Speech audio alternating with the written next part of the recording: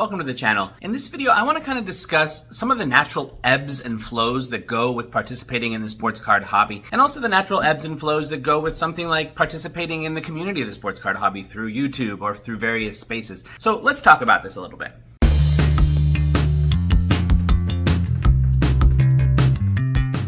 So the reason I'm actually thinking about this as a video topic is because I don't know if you've noticed, but I haven't actually recorded a video on my YouTube channel for about 4 months. During the summer, I had pre-uploaded a number of things, just opening some different boxes, opening up some different cards I had bought from China, stuff like this. I actually had pre-recorded all of that stuff back in May and kind of uploaded that over the summer. I knew in advance that, in my house here in the US, I don't have a very good spot to record videos when my kids and family are all home all the time like they were during the summer. When I lived in China previously, it wasn't a problem. I had an extra space. I had a room specifically for this. I could just record videos whenever I wanted.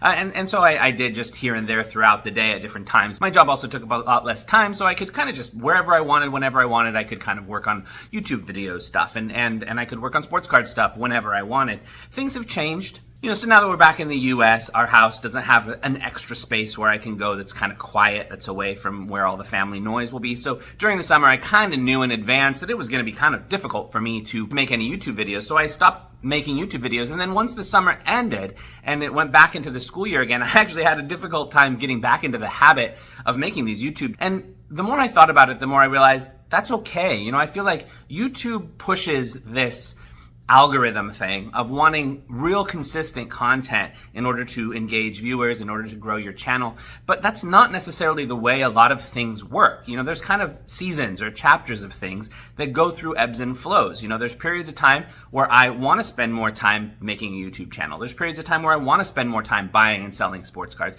And there's periods of time where I'd rather shift my attention elsewhere. We all have kind of a finite amount of free time in our life.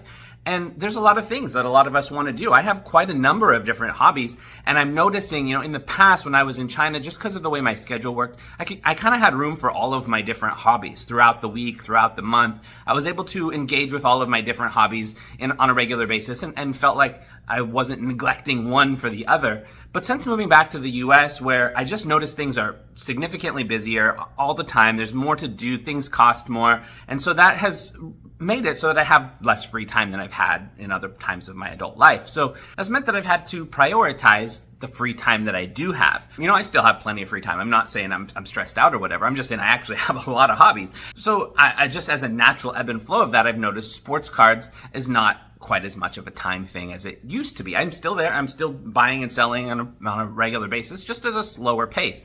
I'm still engaging with making YouTube videos just at a slower pace, not worrying so much about uploading every week.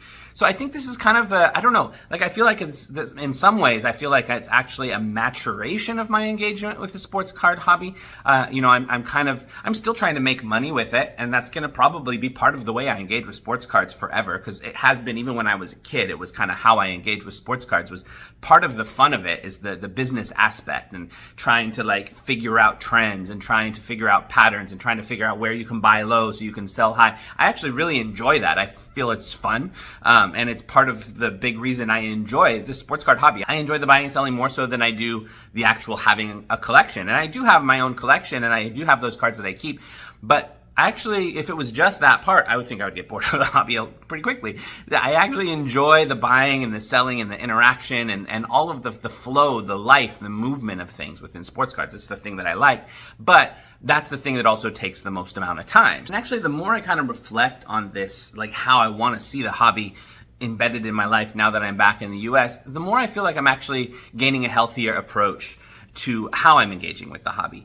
Like I said, I'm still trying to make money. I'm not thinking of it as a side hustle so much, like I was for a period of time for the last couple of years. I was kind of thinking of it a little bit like a side hustle at times, like a hobby still. But when I first moved to the States, I was in the process of looking for a job and everything, and so I kind of had a lot of things in life that were side hustles, little this, little that, little of this, to kind of try to, not have to go into our savings too much as I was in this process of job hunting. And the job hunt in the US, at least in the city that I'm in, it was a long process. Maybe if I had been less picky about what kind of job I wanted, it would have been a shorter process, but it was an extremely long process of about 6 to 8 months of applying for various jobs and eventually finding the right one. And in that time, it was actually even a little bit more than that, because there was about 3 months when I first got here where I wasn't even starting to look for a job yet, kind of like 3-month vacation, settle into new life. And then there was this period of like 6 to 8 months of just job searching pretty regularly. And during that time, that's when I kind of shifted towards having a lot of little side hustles. Sports cards was one of them, but there was a lot of little things I was doing to just make enough money to at least support our basic needs. We had savings, so we could go into our savings a little bit. The reason I wanted to do that is because I wanted to find the right job instead of just any job. I was okay with dipping into our savings a little bit to try to make the situation the right longer term situation. So I'm very happy I did that. All of that was wonderful. But it also meant that for that 6 to 8 months, I was really treating sports cards a lot more like a side hustle, like really trying to pick up the pace of it to be able to sell more frequently. And then once I started working, I continued to do that kind of pace for a while until I was like, what am I doing? I have a full-time job. I have a salaried job. It's finances, we're not rich by any means, but it's fine now. I don't need to rush so much. So I gradually started to slow down, and I noticed in that flow, in that ebb of slowing down, it also, I was less involved in some of the YouTube spaces and thinking about sports cards quite as often. So I was kind of pulling back on that. And some of my YouTube videos, you probably noticed, were a lot less about my thoughts about things, and just a little thing I was doing here, a little thing I was doing there, opening a box here, opening a pack here, just a few little things, because that's kind of how I was engaging with the hobby. And then because of the summer where I couldn't really participate in YouTube related things because of my kids being here and a lot of noise around the house, then I kind of drifted away from that for a while. And now I'm at a stage where I feel like, okay, I've had a little break. I kind of miss the YouTube. I miss communicating. I miss being part of the community in this space, because this is a nice way of engaging with the community. And that's actually one of the things I've always said that's one of my favorite things about sports cards is it's like a wholesome way to build connections with people. In society, it's sometimes, you don't have natural ways to just build connections. You have to go out of your way or step out of your comfort zone to even meet your neighbors. And even in the US, it's awkward to go and knock on your neighbor's door and just say, hey, I'm your neighbor. You want to have a barbecue or whatever? You have to step outside your comfort zone for that. But the sports card space is a space that exists that's already kind of a ready-built community. There is some toxicity in the community, but that's not all it is. There's a lot of wonderful people in this community, and I really enjoy being a part of it. The summer is over. My kids are back in school. I'm reconnecting into this space, and I have a feeling this is kind of going to be how it's going to go into the future. Not just with the YouTube channel, but also with how I engage with sports cards in general. I think it's going to have this kind of ebb and flow, and I feel like that's a more natural way to approach. Now, that's not to say this is necessarily the way that everybody's going to engage with the hobby. There's some people who, for whatever reason, they want to go more quickly and more deeply into it at different times, because they want to make it their profession, or maybe they really need an escape from other things going on, whatever it might be. There's all kinds of positive and negative reasons. There's the gambler's mindset that people get addicted. There's all kinds of reasons that people could engage in this space, some that are healthy and some that are unhealthy. So everybody's going to engage in a different way. But for me, I feel like I'm learning more and more how to have a balanced approach to this so that it doesn't have to be an all or nothing type of game, because I think I've gone through those phases before where it's so much in my life that I think about it so much that it's not even healthy for me, because there's a lot of other meaningful things in my life that I really want to be focusing my mental attention on. And I want this to be a fun, simple little thing I can do during some blocks of free time here and there. And I feel like that makes it it's a healthier balance with life, at least with this stage of life where I have a very busy full-time job, as well as a lot of things that I'm doing and that I'm actively involved in within the community. I'm involved in a lot of community building types of spaces, working in an empowerment program for middle school students. There's, as volunteer type of thing. There's a lot of things I'm doing in the community that I just feel are very, very valuable, that are much beyond just a hobby, that are more, kind of central to my goals in life in a broader type of sense. And those are going to be my priorities. Those will definitely be my priorities over sports cards. And I wouldn't want it any other way. But at the same time, I do want to continue engaging with the sports cards hobby, because I notice when I have it in my life here and there, it brings me joy. It's not, I don't think escape is the right word. I sometimes do feel like when I play video games, that's a little bit more of an escape. I just need a time to sit back, disengage from the world. Sports cards isn't quite that. It's not disengaging from the world. It's just engaging with an activity that I really quite enjoy doing. But it's also not as beneficial for me as some of my other hobbies. Like I'm really into making music. Maybe you've heard some of it, especially the writing of song lyrics. I'm really into that. And I find that that's actually a better hobby for me as far as like spirituality, like expressing myself. Like I actually really love that process. And I find that when I do it, it feels, it has a sense of contributing something to the betterment of my life in a deeper way than sports cards could ever do. That's not to say sports cards don't contribute to my life in some meaningful ways. Like I said, the community is great. It's fun, and I like having a fun space where I can make a little bit of money while having fun. That's great. And it is just something else for me to focus my mind on at times, so that I'm, in these other spaces that I'm always have my mind focused in, I can kind of shift away for little periods of time to just have something else that I can zoom in on. So, that's all healthy stuff, but I think it just all points to the fact that for me, I have to have a balanced approach to sports cards, and that includes this ebb and flow.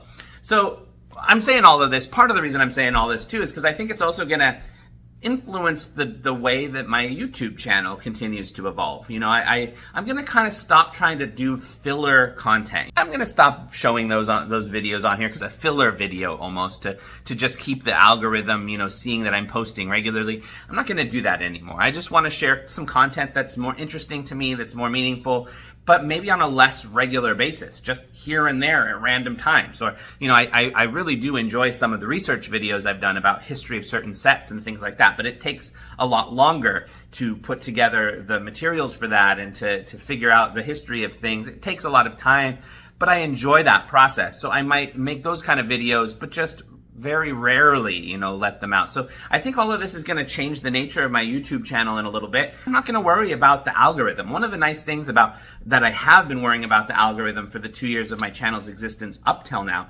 2 years? Maybe even 3 years? I can't remember exactly.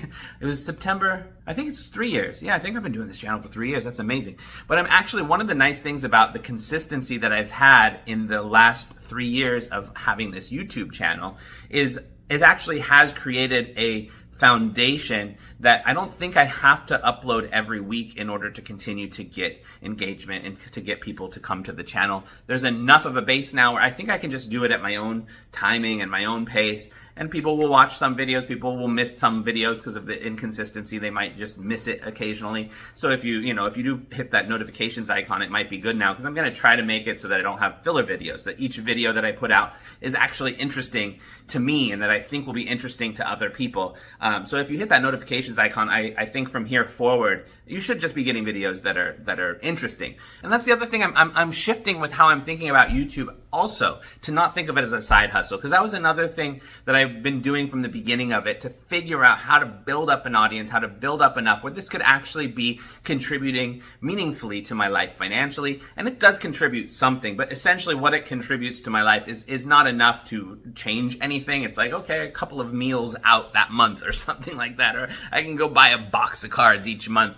Or eventually, do something to give back to the community over time as well. But it's not actually, doing enough to really make me think of it as a side hustle. And I don't want it to be. The more I think about it, I want to be able to engage with YouTube as a hobby in the same way that I engage with the sports card hobby in general, in this healthy, balanced way that has ebbs and flows, that has periods of time where I have, more videos because I have more things that I'm thinking about, and other periods of time where I'm not thinking about sports cards at all, and so there's no videos. I think that's going to become the way forward with the YouTube channel, and I am okay with that. I am perfectly okay with that.